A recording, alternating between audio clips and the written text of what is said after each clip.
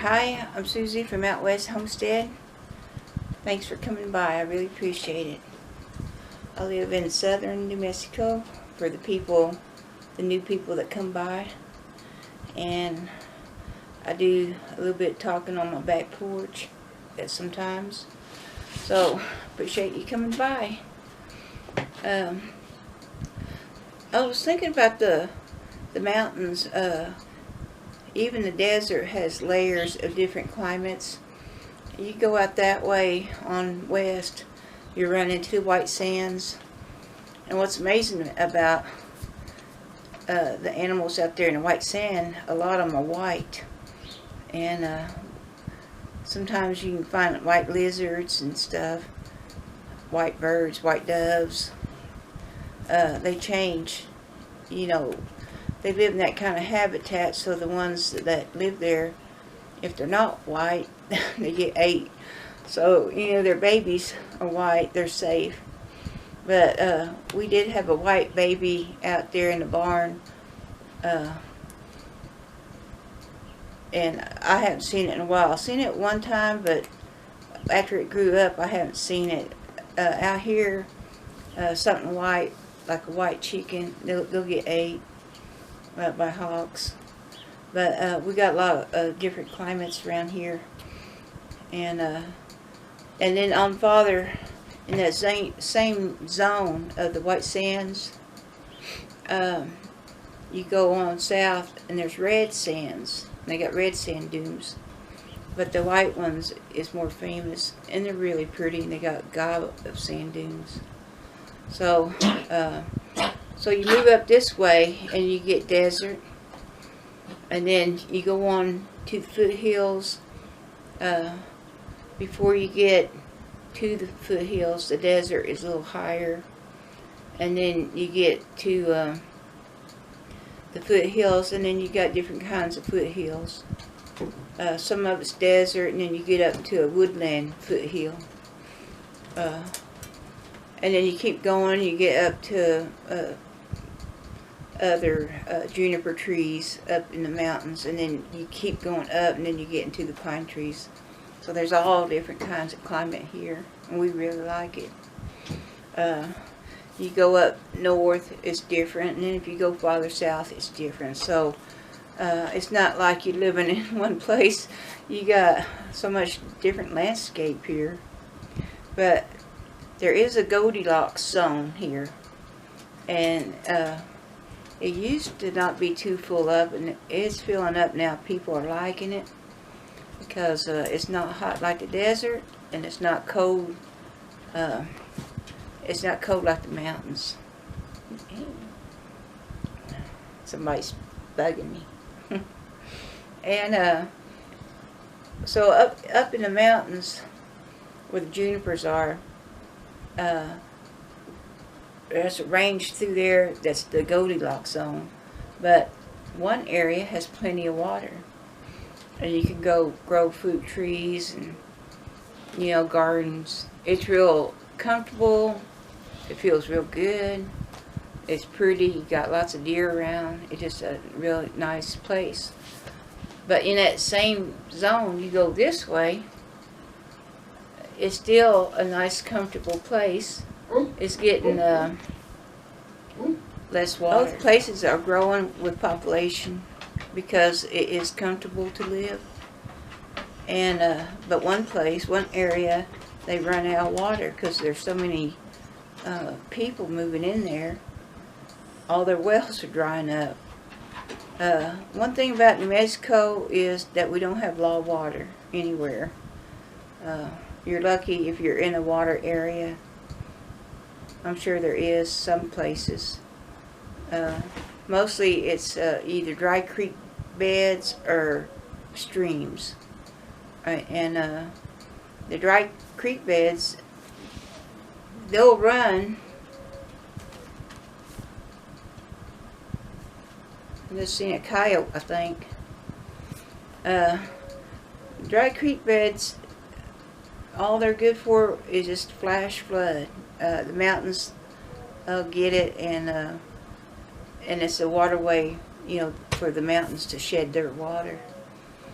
But them Goldilocks zones, if you're in the water area, they're perfect. They're just the one up in the mountains that way. They got nice pine trees and just beautiful. And there's so many people moving up there. We used to go on that road, and sometimes we still do, but what used to be empty land is now filling up with people. And eventually I think they'll run out of water too. But there is a Goldilocks zone around here. But we don't mind the desert. As long as we got some water, we're fine. And about half a mile away is a dry creek bed, but it runs water on flash floods. And I'm sure that there's underground water underneath the rocks. We find that a lot, these dry creek beds. And we even see it happen. Up in the foothills, you'll have some water running, and then it just sinks into the ground. And then miles away, it'll come back up, and then it sinks back down. So there's water, you know, under this ground. I think there must be a lot, because they're putting up a lot of hay fields and pistachio orchards, and just right up the road, someone's putting in a gob of baby I do hate to see all this stuff going on around us hay fields and orchards, because they're pulling it up from the ground, and I don't know if we get enough rain to keep that full. If the mountains get enough rain, it probably would, because all the water comes down this way underground. So I'm hoping, you know, as long as the mountains can keep getting watered, we'll be okay down here with our well. But we plan on going up to the mountains and having a picnic and a walk soon. But I'm kind of waiting. In a few days, I'm going to have my eyes checked for glasses to see if I need them, and I feel like I will. It'll be something if they say it's okay, but it just don't seem right yet. So if I can get glasses, I'd like to go up in the mountains where I can see the prettiness better, see it clear. And that's kind of what we're waiting for. Because I sure like to go up there before it gets too cold and do a little hiking, look around. It's so pretty up there. Maybe I can look for some carving wood. I love the aspen carving wood. Sometimes we can find some, and sometimes we can't. And I think they're, when we first moved here, we talked to the head Forest Service up there, and the guy says you can pick up all the wood you want. And that was for carving or firewood. Oh, I had to stop and answer the phone. But I did want to talk again about my chicken die-off. I sure had a lot of chickens die off this year. But I hope it won't happen again. Our weather was just so hot. I've been hearing from a lot of people they're not getting rain, and it's getting dusty and dry. Some of my trees are hurting because we didn't get rain. So I know how they feel at times. And we had got some light sprinkles, and that's really helped keep the dust down.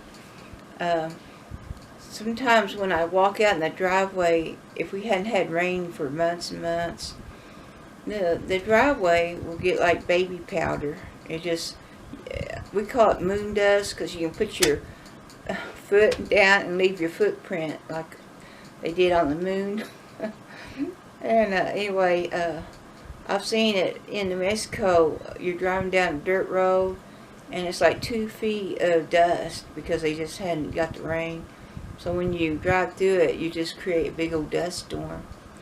But even our road, if we don't get no rain, you'll see somebody coming, and you roll up your windows and get over good and let them pass, because they just create a dust storm. But we are lucky getting some sprinkles, because we only had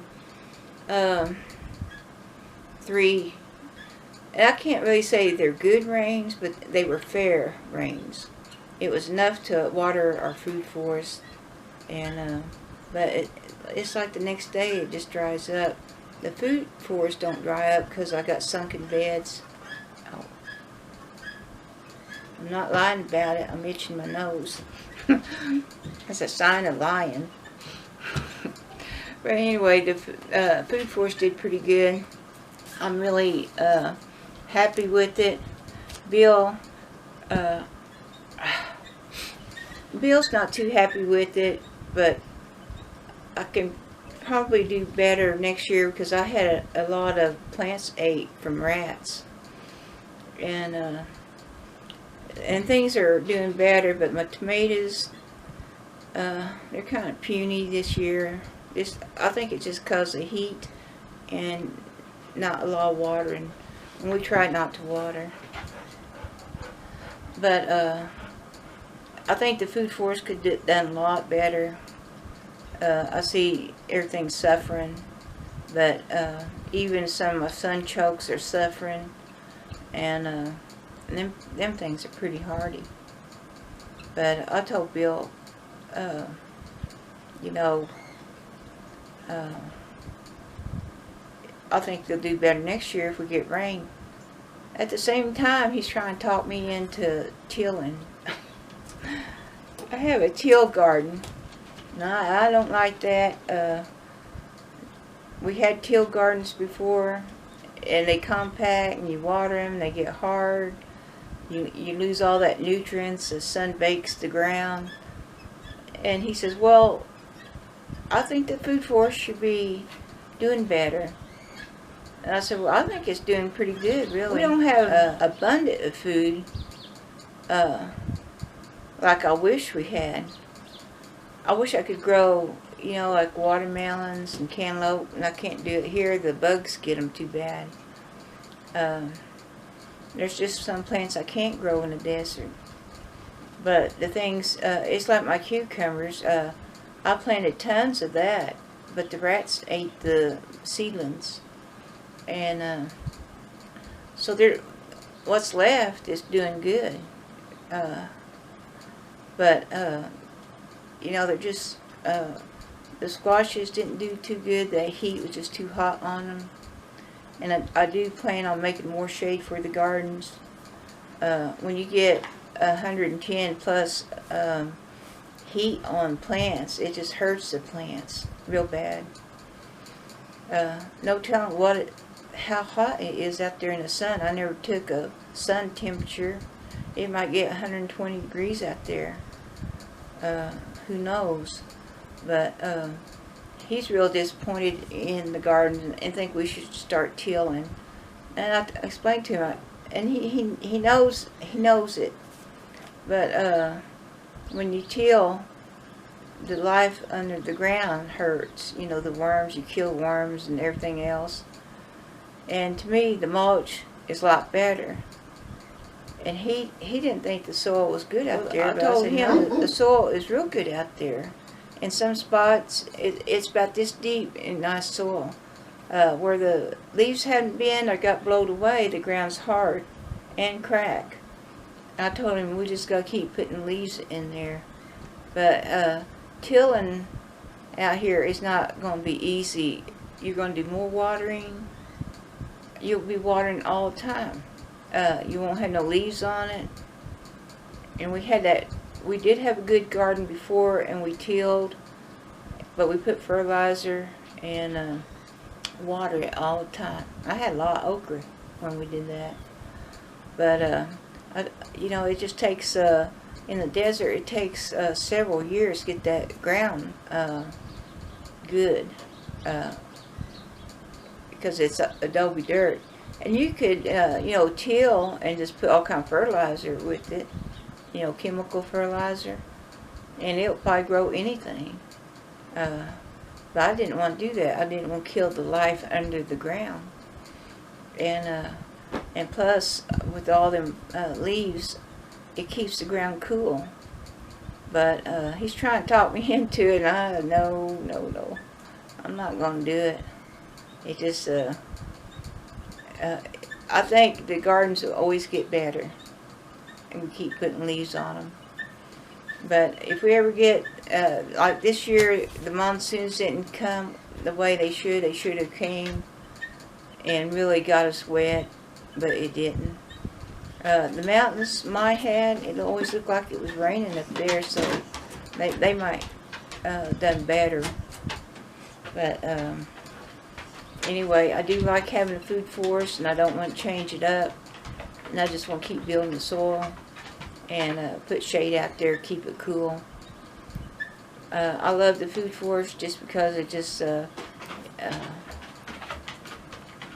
well,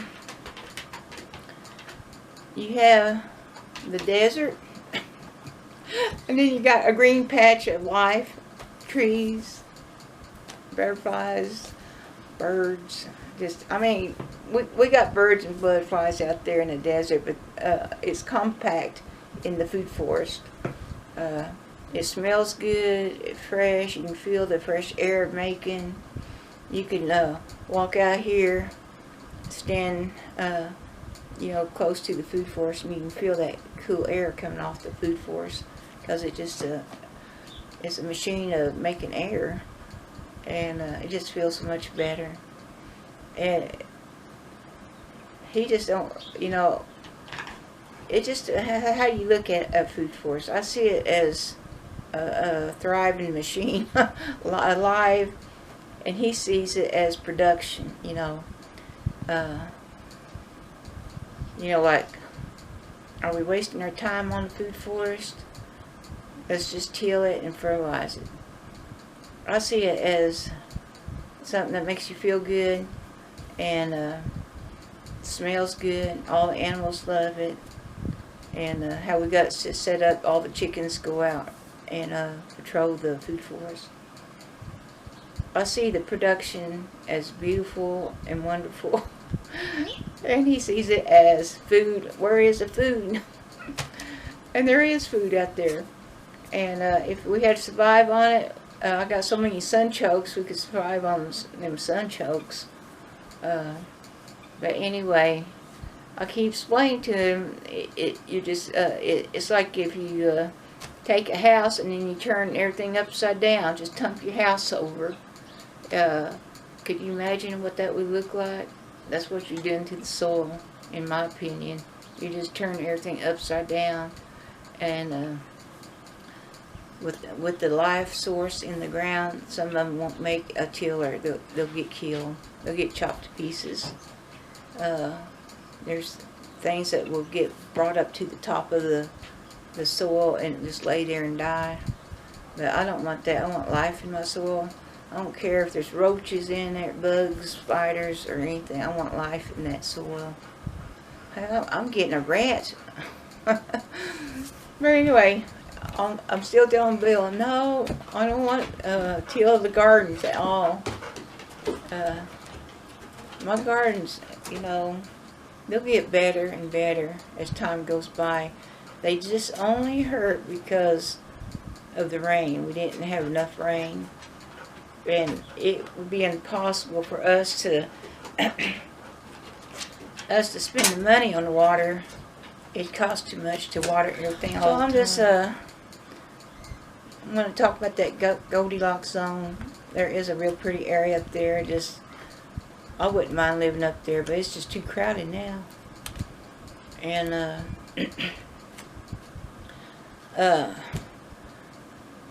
and my chicken die off. I hate seeing that. I really miss them. I really miss that little pecker one that would peck us. I always liked her because she'd come up to me, even though she pecks me. I told Bill, I said, I miss her. And Bill said, I know, I do too. It's just sad, but I'm going to have a new group of chicks pretty soon. And I'll raise them up as babies and have them. But hopefully this heat is over with now. But I really appreciate y'all coming by and watching Out West Homestead. Thanks a lot. Bye.